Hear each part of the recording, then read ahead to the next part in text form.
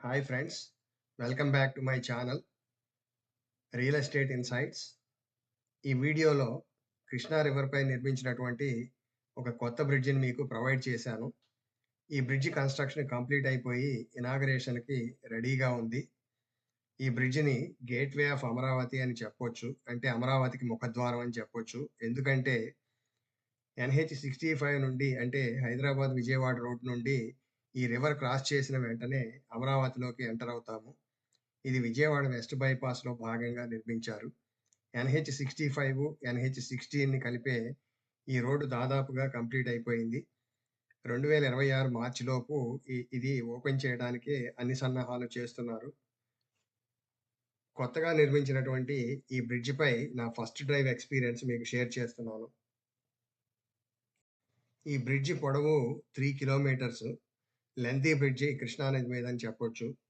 దీన్ని 6 లేన్స్‌తో కన్‌స్ట్రక్ట్ చేశారు. అంతేకాదు 2 వీలర్స్‌కి, పెడెస్టేరియన్స్‌కి సెపరేట్‌గా లేన్ ప్రొవైడ్ చేశారు.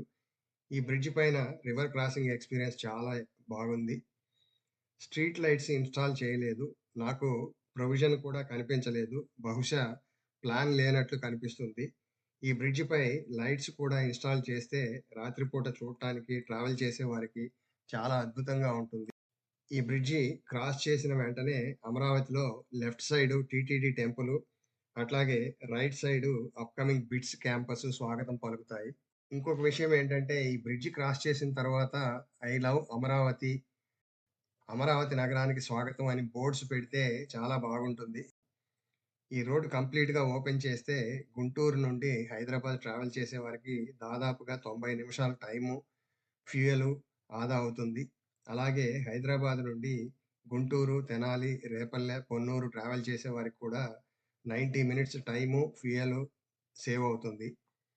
ఇది చాలా ముఖ్యమైన రోడ్డు. NH65ని, NH16ని అమరావతి ద్వారా కలుపుతుంది.